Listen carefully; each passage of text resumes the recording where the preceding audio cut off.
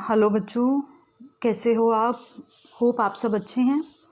तो आज हम पढ़ने जा रहे हैं बेटा अपनी क्लास 10th की first poem. The name of the poem is dust of snow, that is written by Robert Frost. तो ये रॉबर्ट फ्रॉस्ट के द्वारा लिखी गई एक बड़ी अच्छी सी छोटी सी पोम है, उसके बारे में पढ़ते हैं हम।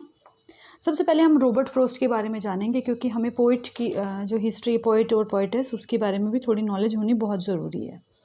तो रॉबर्ट फ्रॉस्ट जो था वो बहुत फेमस जो पोइट था वो कब का था? 20th सेंचुरी का था। वो मार्च 26, 1817 में सैन फ्रांसिस्को में बोर्न हुआ था, पैदा हुआ था। उसके फादर जो थे William Prescott Frost, new England से बिलोंग करते थे। उसकी मदर एक स्कॉटिश थी। और जब जो रॉबर्ट फ्रॉस्ट है वो 10 इयर्स के थे, उनकी जो फादर की थी उनकी डेथ हो गई थी और उनकी फैमिली इंग्लैंड में आ गई थी। तब उसके बाद उन्होंने पोइट्री लिखनी स्टार्ट कर दी थी। उनकी जो पोएम होती हैं उनकी बहुत डीप मीनिंग होते हैं। एक ये जो पोएम है ये वाली, ये बहुत सिंपल सी पोम है जो हम पढ़ने जा रहे हैं, डस्ट ऑफ स्नो। जैसे कि आप देख ही रहे हो, ओनली 8 लाइन्स की पोम है, लेकिन ये इतनी डीप मीनिंग में होगी, आप देखोगे कि कैसे दिल को टच कर लेती है। बहुत अच्छी पोम है ये। इसका पहले मैं एक बार आपको समराइज़ कर देती हूँ। इसमें जो पोइट है ना वो हमें एक्चुअली जो मौसम की डिफरेंट सिचुएशंस के बारे में बता रहा है। पहले तो कि कभी सर्दियाँ हैं, कभी गर्मियाँ हैं। सर्दी गर्मी से मतलब क्या है? दुख और सुख से मतलब है, ठीक है। यहाँ कंपैरिजन किया गया है सर्दी और गर्मी से, मतलब दुख और सुख से। अब वो कहते हैं कि सर्दियां हैं, क्योंकि ये इंग्लैंड की पोएम है, इंग्लैंड की बात कर रहा है। इंग्लैंड की पोएम नहीं कहूँगी, इंग्लैंड की बात कर रहा है, या फिर फॉरेन कंट्रीज़ की बात कर रहा है, क्योंकि ये पोइट हमारा इंडिया का तो है नहीं, तो वो ये वहीं की बात करेगा। वहाँ पर स्नो फॉलिंग ज़्यादा होती है। तो वो कहते हैं कि वहाँ पे हैमलॉक ट्री के नीचे बैठा हुआ है। हैमलॉक मीन्स होता है आपका धतूरे का पेड़, ठीक है। ये पॉइजनस ट्री होता है एक तरह से, धतूरे का पेड़। और उसके नीचे बैठा हुआ है, वो बहुत उदास है। तभी एक कौवा आता है और उसके ऊपर वो पेड़ को शूक करता है, हिलाता है पेड़ की डाली को, और उससे कुछ डस्ट के पार्टिकल्स पोइट के ऊपर आ जाते हैं।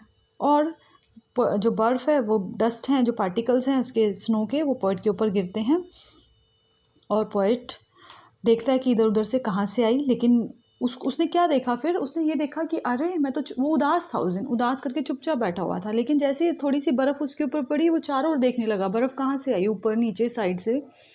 तो उसने क्या देखा कि सिर्फ बर्फ़ ही बर्फ़ नहीं है, यहाँ पर तो पेड़ भी पेड़ों पर फूल भी खिले हुए हैं। उसने फिर थैंक किया, किसका? बर्फ़ का, कौवे का, पेड़ का। क्या कि कौवे ने जो पेड़ को हिलाया और उस वजह से उसके ऊपर बर्फ़ गिरी, तो वो उसने देखा।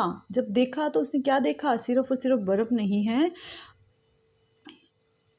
सब कुछ है यहाँ तो, फूल भी खिले हुए हैं। उसने थैंक्स क्यों किया? उसने थैंक्स इसलिए किया कि मेरा मूड ख़राब था, मेरा आधा दिन तो ख़राब हो ही चुका था, लेकिन मेरा आधा दिन बाकी का ख़राब होने से बच गया, ठीक है। अब यहाँ पर जो कौवा और धतूरा है, हैमलॉक ट्री है, एक्चुअली ये नेगेटिविटी का साइन माना जाता है कि कौवा भी नेगेटिव है ना, नेगेटिविटी का साइन माना जाता है। तो कहते हैं कि ऐसा कुछ भी नहीं है, अगर हम चाहें। और हैमलॉक ट्री भी नेगेटिविटी का साइन माना जाता है क्योंकि वो पॉइजनस होता है। तो पॉइंट क्या कहता है? कहता है ऐसा कुछ नहीं है। अगर हमारे चारों ओर नेगेटिविटी है भी सही, लेकिन हमारे को थोड़ी सी भी रोशनी की किरण मिलती है, या फिर हम अपना सिर उठा कर देखें, हिम्मत करें, सिर्फ उस नेगेटिविटी की तरफ ना देखें और चीज़ों को भी देखें, तो हमें नज़र आएगा कि और भी पॉजिटिविटी है।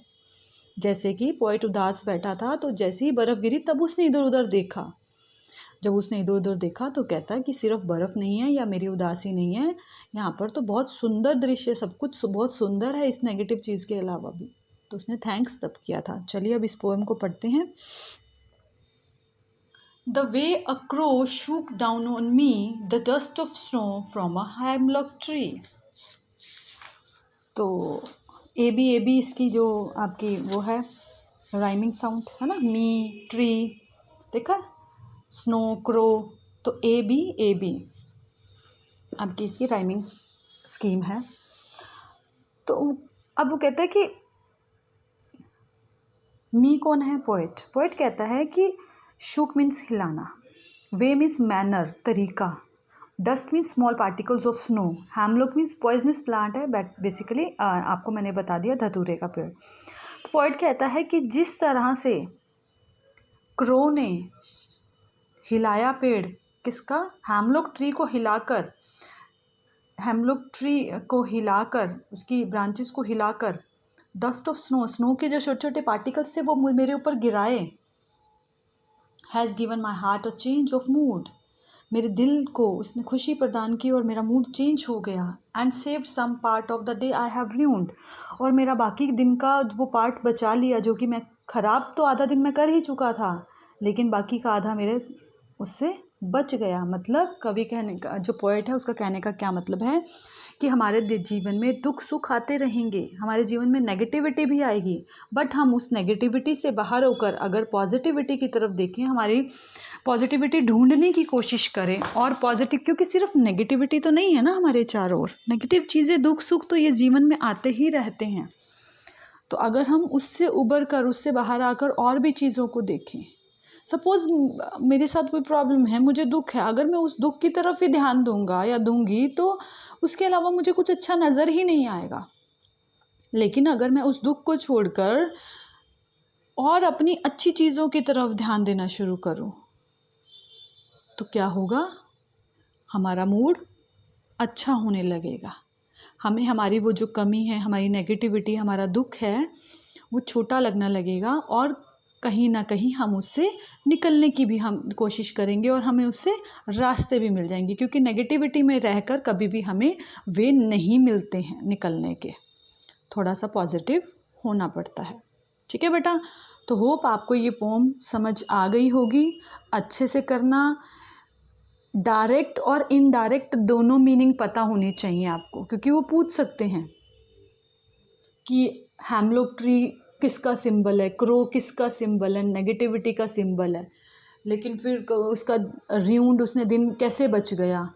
तो मतलब हाँ, कुछ भी पूछ सकते हैं वो आपसे। तो each and every word and every line should be clear to you. तो होप आपको ये समझ आ गई है। अगर कुछ और भी पूछना है तो काइंडली कमेंट सेक्शन में बताइए मुझे, and please like my video, share my video, and the most important, subscribe my channel.